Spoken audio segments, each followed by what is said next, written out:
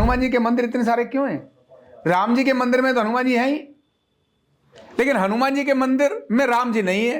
उनका कोई अपना व्यक्तिगत एजेंडा, व्यक्तिगत स्वार्थ, जब उनके अंदर ये भाव आया कि मेरे प्रभु ही सब कुछ हैं, तो उन्होंने ढेर सारा सिंदूर लिया है और लपेट लिया। बोले क्यों?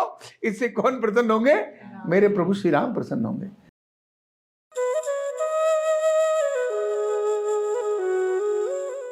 हनुमान जी के बारे में कहते हैं, अतुलित बलधामम हिम शैलावदेहम धनुजवन कृशानम ज्ञान नाम अग्रगण्यम सकल गुण निधानम वानराणामधीशम रघुपति भक्तम बात जातम नमामि। अतुलित बलधामम, जो अतुलित बल के धाम है, जिनके पास शक्ति बहुत अधिक है, बड़ी पावर है, ऐसा जिसको कहते हैं मनोजवम मारुत तुल्य वेगम जितेंद्रियम बुद्धिमता वरिष्ठम, बुद्धि में जो वरिष्ठ है, बातात्मजम वानर यूत मुख्यम श्री रामदूतम शरणम प्रपद्ये। एक ऐसा व्यक्ति जिसके अंदर सारी शक्तियां, सारी ताकत है, लेकिन वो ताकतों के बाद भी अपने अस्तित्व को नहीं दर्शा रहा।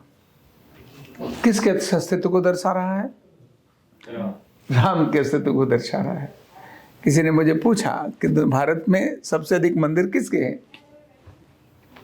तो बोले हनुमान जी के। बोले क्यों? हनुमान जी के क्यों हैं, राम के क्यों नहीं? तो जहां राम के हैं वहां भी हनुमान जी का मंदिर है, लेकिन जहां हनुमान जी का है वहां राम का है, ऐसा आवश्यक नहीं। आखिर ऐसा क्यों? जबकि हनुमान जी हर पल किसको जपते हैं? राम को जपते हैं। राम को जपते हैं हनुमान जी, हर पल राम को जपते हैं। फिर भी वो राम से अपने को श्रेष्ठ साबित नहीं कर रहे। इतनी शक्तियां, इतनी पावर उनके पास है। काम में किसके लगे हैं? राम के लगे हैं। हनुमान जी को कोई संकट आया ऐसा नहीं दिखाई देता कि हनुमान जी को संकट, एक बार संकट आया था तो उनके पिताजी ने ही सारी हवाओं को बंद कर दिया था, पवन को रोक दिया था। जब उनके ऊपर वज्राघात किया गया था, इसके बाद से वो बजरंग हो गए, उसके बाद से वो रोक गया, तो उसके बाद तो कभी उनको संकट ही नहीं आया सारी जिंदगी।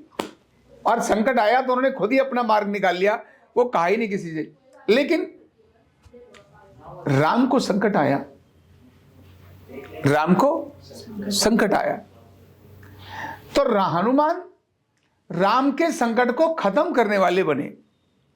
कितने सारे राम को संकट आए और उन संकटों को किसने निकाला?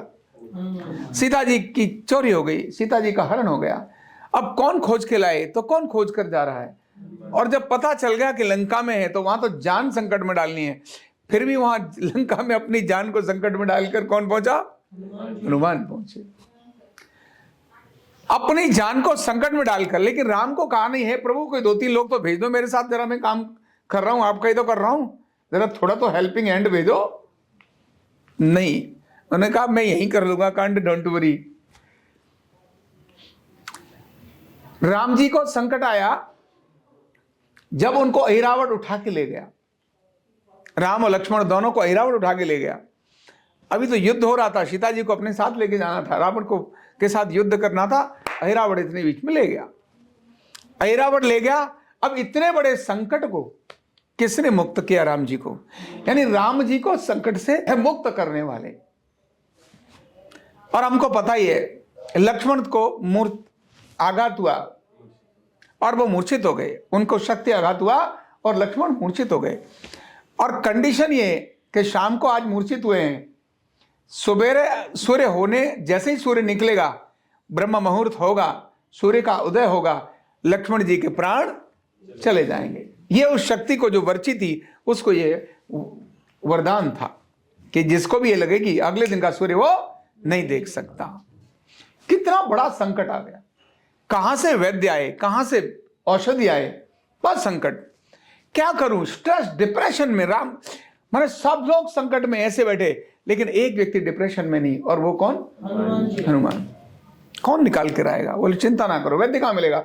बोले लंका में जरूर होगा। उठा के वैद्य कोई घर को सहित लिया, सॉल्यूशन मैन उठाकर वैद्य को ले आए। वैद्य ने भी ऐसी कंडीशन लगा दी कि भैया दवाई ऐसी मिलेगी जो यहां आसपास नहीं है, लंका में भी नहीं है, बहुत दूर वहां जाकर हिमालय पर है, वहां से लेकर कौन आएगा। हनुमान जी ने लंका में, माना है लंका में, लेकिन बूटी लेने के लिए, और वो भी सुबह तक ला करके लगानी है, और उस बूटी को हनुमान जी जानते नहीं है। लंका से वहां जो जहां युद्ध हो रहा है, जहां लक्ष्मण मूर्छित हैं वहां से, और वो हिमालय की तरफ जाते हैं। कहते नहीं सुबह होगा नहीं होगा महाराज, क्या होगा, जाते हैं और वहां से लेकर के संजीवनी बूटी लेकर आते हैं। यानी राम के संकटों को जिसने दूर किया, क्या उसने राम का नाम लेना चाहिए? बड़ा कौन, हनुमान या राम? भाई संकट कौन मुक्त कर रहा है, किसके? राम के संकटों को दूर कौन कर रहा है? तो बड़ा कौन होना चाहिए? इसलिए बच्चे ने मुझे कहा कि आप, मैंने जब प्रश्न किया ना हनुमान जी के मंदिर इतने सारे क्यों हैं, राम जी के मंदिर में तो हनुमान जी हैं ही, लेकिन हनुमान जी के मंदिर में राम जी नहीं है। तो उस बिग बच्चे ने कहा साहब उसका कारण यह था कि राम जी को जब जब संकट आया ना, हनुमान जी को संकट आया उन्होंने तो अपना निपटा, तो राम जी को संकट आया था तो राम जी के संकट को किसने निपटाया? हनुमान जी ने। इसीलिए हनुमान जी के मंदिर में अधिक मूर्ति हैं। अब बच्चे ने बड़ी प्यारी सी बात बोली, लेकिन ऐसा था क्या? नहीं था। हनुमान जी के मंदिर इतने सारे क्यों? क्योंकि हनुमान जी के अपने जीवन का कोई दूसरा एजेंडा नहीं था, सिंगल एजेंडा था एक, और वो था राम काज कीने बिना मोहि कहां विश्राम। जिससे मेरे प्रभु प्रसन्न हो, जिससे मेरे प्रभु को आनंद मिले, जिससे मेरे प्रभु को हर्ष हो, वो सारे काम, यही मेरे जीवन का सिंगल पर्पज है। उनका कोई अपना व्यक्तिगत एजेंडा, व्यक्तिगत स्वार्थ, जब उनके अंदर यह भाव आया कि मेरे प्रभु ही सब कुछ हैं, तभी वो हनुमान बने, तभी वो युक्तियों को निकाल कर लाने वाले बने। प्रॉब्लम सॉल्यूशन मैं निकाल कर लाऊंगा। क्यों? क्योंकि राम की खुशी इसी में है, राम को हर्ष इसी में मिलेगा। और मेरा सौभाग्य कि मैं राम के काम आया, राम के काम आया, मेरे प्रभु के काम आया। और आखिर में भी जब वो लंका में भी आए तभी हमारे को ध्यान में है, उन्हें कोई चिंता ही नहीं थी कौन कहेगा कौन क्या रह कर, अपने काम धंधे में वो लगे हुए, बस लगे हुए, हनुमान जी लगे हुए। और उन्होंने देखा सीता माँ को, सीता माँ अपना सिंदूर लगा रही हैं, तो पूछा माँ ये क्यों सिंदूर लगा रही हो आप, ये क्या, मतलब ये क्या लगा रही हो और क्यों लगाते हैं? तो उन्होंने कहा इसको लगाने से तुम्हारे प्रभु राम प्रसन्न होते हैं। उन्होंने कहा अच्छा, तो उन्होंने ढेर सारा सिंदूर लिया है और लपेट लिया। बोले क्यों? इससे कौन प्रसन्न होंगे? मेरे प्रभु श्री राम प्रसन्न होंगे। जिसको अपने वेश की चिंता नहीं, जिसको अपने भोजन की चिंता नहीं, जिनको अपने विश्राम की चिंता नहीं, जिसको केवल एक ही चिंता, मेरे प्रभु कैसे प्रसन्नित होंगे, मेरे प्रभु को कैसे सुख मिलेगा। जब यह भाव उनके अंदर आया तब राम से बड़ा कौन हो गया? हनुमान बड़ा। ध्यान रखना, जब पर्पज व्यक्ति के जीवन में प्रथम हो जाता है, क्या हो जाता है?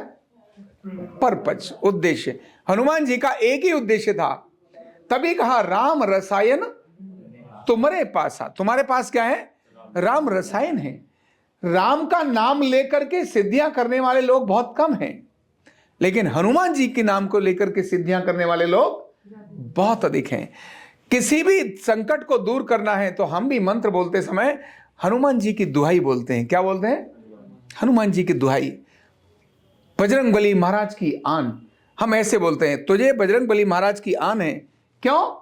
क्योंकि ये वो बजरंगबली महाराज हैं जिनमें बजरंगबली और राम दोनों समाहित हैं। और राम को ढूंढना है तो बजरंगबली को ढूंढो। तो भैया बजरंगबली तो अपने आप में ही, उसमें उसके अलावा कुछ नहीं है।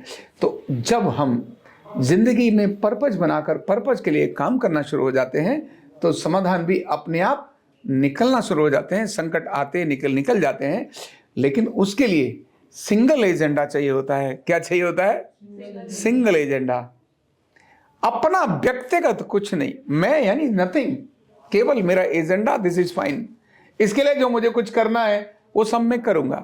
इसके लिए अच्छा करना, बुरा करना, क्या करना, कोई अच्छा और कोई बुरा नहीं। जो मेरे पर्पज के लिए अच्छा है, मेरे उद्देश्य के लिए अच्छा है, वो मेरे लिए अच्छा है, और जो मेरे उद्देश्य के लिए अच्छा नहीं, वो मेरे लिए अच्छा नहीं। ध्यान रखना, ये बड़ा व्यवहारिक ज्ञान आज हनुमान जी को लेकर अनेक सारे बड़े बड़े इंस्टीट्यूशंस अपने युवकों को, अपने साथियों को ट्रेनिंग दे रहे हैं, मैनेजमेंट की ट्रेनिंग दे रहे हैं कि राम से खर्चा नहीं मांगा, तनख्वाह पैसा दे दो, मैं लंका जा रहा हूं, खाने का तो दे ही दो, वहीं से सब कुछ करके और वहीं उसको जवाब देकर, मैसेज देकर वहां वापस आ जाना। यानी जीरो बजट पर काम। कितने बजट पर काम? जीरो बजट पर काम।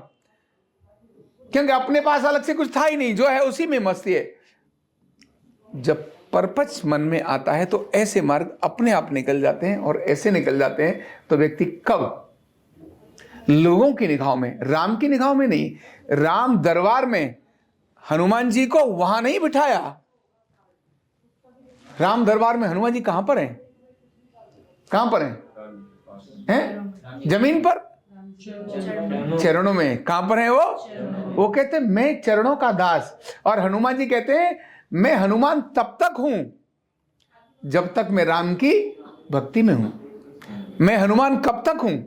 जब तक मैं किसकी भक्ति में हूं? राम की भक्ति में। जिस दिन मैंने राम की भक्ति छोड़ी और मुझे लगा मैं तो हनुमान हो गया, इसलिए अनेक लोग जिन्होंने युद्ध किया, महाभारत के अंदर भी पांचों पांडवों को भी अहंकार आया, हमने सारा कुछ ये कर दिया, वो कर दिया। इस सारे कर्म के अंदर एक व्यक्ति ऐसा, सारे इतिहास में एक व्यक्ति ऐसा जिसको अहंकार नहीं आया, और वो कौन था? हनुमान। जिसने दूसरों के अहंकार को बड़ी श्रद्धा से, बड़े प्रेम से तोड़ दिया। वो पांचों पांडव जब जा रहे थे और पूंछ लगा कि हनुमान जी बैठे, और पांडव कह रहे थे तू जानता नहीं है बानर, हट जा, हम वो विश्व विजयी हैं जिन्होंने बहुत बड़ा पराक्रम किया है, महाभारत युद्ध जीता है। बोले महाराज मैं बुढ़ा हो गया हूं, मेरी पूंछ हटा लो। मैं बुढ़ा हो गया हूं, मेरी पूंछ उठा दो, मेरा हट, तोड़ देंगे तेरी, ये कर देंगे तेरी, वो कर देंगे। मैंने कहा महाराज हटा लो, मेरे से नहीं उठ रही, मैं क्या बताऊं, क्षमा करना। क्या करना?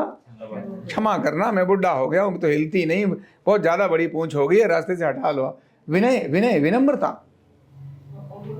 उन्होंने हटाने की कोशिश की, हटी नहीं। तब उनको कहा महाराज जब प्रकट हो जाओ, हमसे हटी नहीं है, तुम हो कौन? तब हनुमान जी प्रकट हो गए। बोले समझ आ गया। क्या हो गया? फालतू की हवा में घूम रहे थे हम, जब हम तुम्हारी पूंछ नहीं उठा सकते। बोले तुम्हारी पूंछ नहीं, मैं ही तुम्हारे झंडे पर बैठा था, तब तुम वहां काम कर रहे थे। लेकिन मुद्दा ये नहीं है, हनुमान को कहीं भी अहंकार नहीं आया। उन्होंने अपना स्थान कहां पर लिया? प्रभु के, अपने प्रभु के चरणों का। हे प्रभु मुझे अपने चरणों का दास बना लो। ध्यान रखना, इसीलिए हनुमान, क्योंकि हनुमान का अपना अस्तित्व कुछ नहीं।